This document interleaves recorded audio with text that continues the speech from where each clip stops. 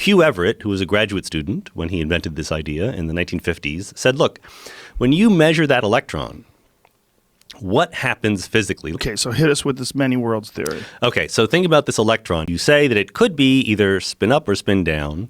It's a combination of both. That's its wave function. You measure it, you only ever see spin up or spin down. So Copenhagen says that's because the wave function suddenly changed, snapped into place when you observed it. Many world says what you're missing is two things. Number one, you're a quantum system. You're made of atoms and electrons and so forth. You have a wave function too, okay?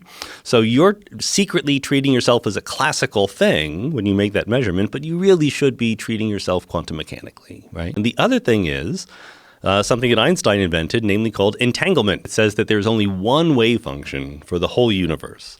So the way I like to say it is, imagine two particles come in and bounce off of each other.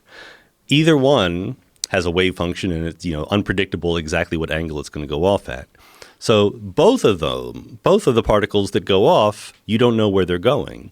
But because momentum is conserved, if they came in at equal velocities, they'll go out at equal velocities and in opposite directions. If you measure one, then you know where the other one is going, right?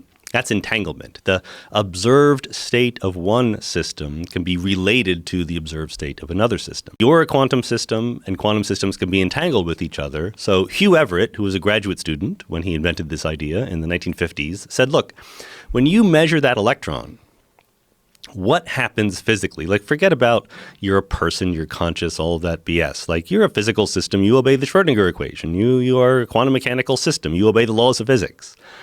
So you look at the electron, your wave function changes. It used to be you're just a person doing whatever you do, but then after you look at the electron, you become entangled with it.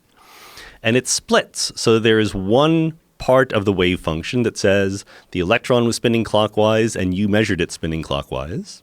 And there's another part of the wave function that says the electron was spinning counterclockwise and you saw it spinning counter. And Everett said, no, what you're missing is there's now two separate worlds.